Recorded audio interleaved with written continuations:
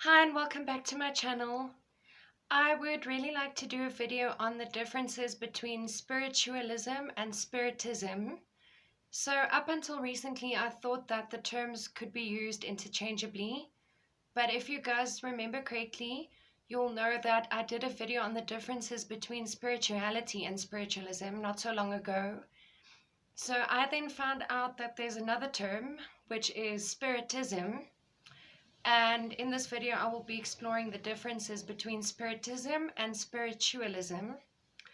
So, I've been researching the topic quite extensively, and what I found is that Spiritualism is basically the umbrella term for everything that is the opposite of Materialism. So, if you believe in an afterlife, and if you believe that the spirit continues existing after the physical death, then that is considered spiritualism. Whereas spiritism is a branch of spiritualism. And from what I've seen, spiritism is more of a moral code. It's more of a religion, where spiritualism is just a way of life. So, like I said, I've been researching this and I found really interesting information. And I will be reading to you guys what Spiritism entails, what it's all about, and then you guys can see for yourselves what the differences are. So I want to start off by saying that Spiritualism is older than Spiritism. Spiritualism was founded around 1848 with the Fox sisters. You can definitely research it. It's about three sisters who encountered spiritual phenomena in their home. They heard knocking, rapping, things like that. And that is basically where spiritualism started, because people started exploring ways of communicating with the dead. And that is another characteristic of spiritualism itself, because spiritualists believe that there is an afterlife and that spirits can be communicated with in the afterlife. It is possible to communicate with spirits in the spirit world after they have passed on. Where Spiritism, it started in the 19th century, but only after the birth of spiritualism. It was founded by the French educator, I don't know how to pronounce this, but I'm going to try, Hippolyte Léon Denisard Revel. Alright, but he called himself Allan Kardec, which was his pseudonym, and apparently he got that name from doing some research on his past lives. So that was actually his name in a past life, Allan Kardec. So please do Google Allan Kardec. Also Google Kardecpedia, which is what I've been doing the whole morning. Literally all 5 of Allan Kardec's books are on there for you to read and to explore. So before we continue, let me just get my laptop ready so that I can read a little bit about Spiritism itself. So it says here, the basic doctrine of Spiritism, this is on Wikipedia, is defined in 5 of Allan Kardec's books.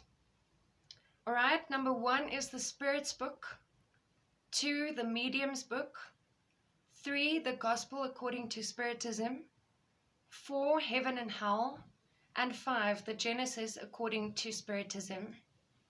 So it says here the fundamental principles, I hope this laptop's not going to die on me. The fundamental principles of Spiritism are: God is the supreme intelligence, first cause of all things. God is eternal, immutable, immaterial, unique, all-powerful, sovereignly just and good. A spirit is not an abstract, undefined being, only to be conceived of by our thought. It is a real, circumscribed being, which, in certain cases, is appreciable by the senses of sight, hearing, and touch. All spirits are destined to attain perfection by passing through the different degrees of the spirit hierarchy.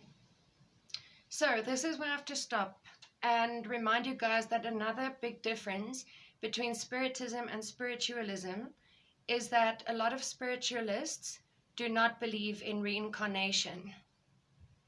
So Spiritists always believe in reincarnation and that spirits can like it says here, attain perfection through reincarnation. Alright, a spirit's successive corporeal existences are always progressive and never retrograde. But the rapidity of our progress depends on the efforts we make to arrive at the perfection. The soul possessed its own individuality before its incarnation. It preserves that individuality after its separation from the body. On its re-entrance into the spirit world, the soul again finds there are all those whom it has known upon the earth, and all its former existences eventually come back to its memory. Spirits exert an incessant action upon the moral world, and even upon the physical world. They act both upon matter and upon thought, and constitute one of the powers of nature, the efficient cause of many classes of phenomena hitherto unexplained or misinterpreted. Spirits are incessantly in relation with men. So it says here, the good spirits try to lead you to do good things, and the bad spirits try to lead you astray. The moral teaching of the higher spirits may be summed up like that of Jesus Christ in the gospel maxim, do unto others as you would that others should do unto you. That is another fundamental difference, because I've seen a lot of similarities within Spiritism, or I've seen a lot of Christian ideas, let me just say that, within Spiritism. I've seen that they draw a lot of their moral values and their codes from Christianity. Alright, here it says the 5 chief points of Spiritism are: there is a God, defined as supreme intelligence and primary cause of everything. There are spirits, all of whom are created simple and ignorant, but owning the power to gradually perfect themselves. The natural method of this perfection process is reincarnation, through which the spirit faces countless different situations, problems and obstacles, and needs to learn how to deal with them. As part of nature, spirits can naturally communicate with living people as well as interfere in their lives. And lastly, many planets in the universe are inhabited.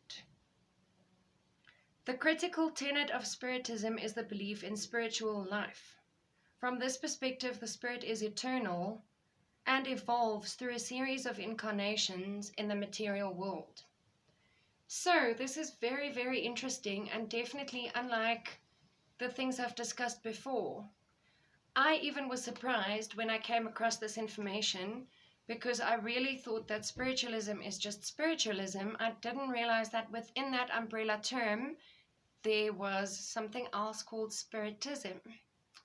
I have to say that the other thing that I've seen is that there are spiritualist churches throughout the world, across the globe, but there are no spiritist churches.